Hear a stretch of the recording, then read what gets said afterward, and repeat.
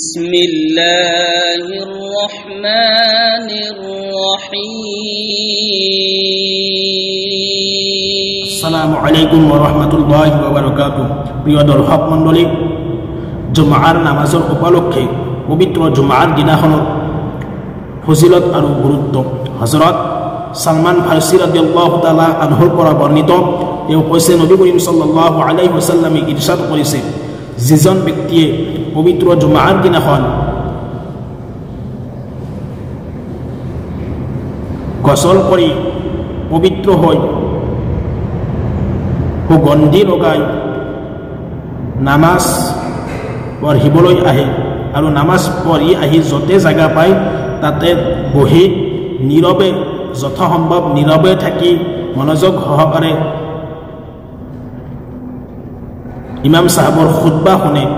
তেনেহলে সেইজন ব্যক্তিক আৰু যথাসম্ভৱ নামাজ আদায় কৰে তাৰ পিছত সেইজন ব্যক্তিক সেই জুমাৰ পৰা অহা জুমালৈকে তেওঁৰ সকলো সৰু গুনাহ অৰ্থাৎ সগীৰা গুনাহসমূহ মাফ কৰি দিয়া হয় আৰু যিসকলে জুমাৰ নামাজ তিনিটা জুমা নপঢ়ে ত্যাগ কৰে তিনিটা জুমা নপঢ়ে ত্যাগ কৰে তেনেহলে সেই সকলৰ শাস্তি ৰাখিছে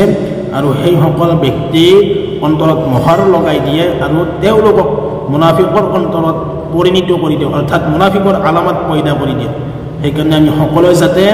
জুমাৰ নামাজ সম্পূৰ্ণৰূপে আদায় কৰোঁ আৰু সেই জুমাৰ দিনাখন পবিত্ৰ হৈ গোসল কৰি যাতে সুগন্ধি লগাই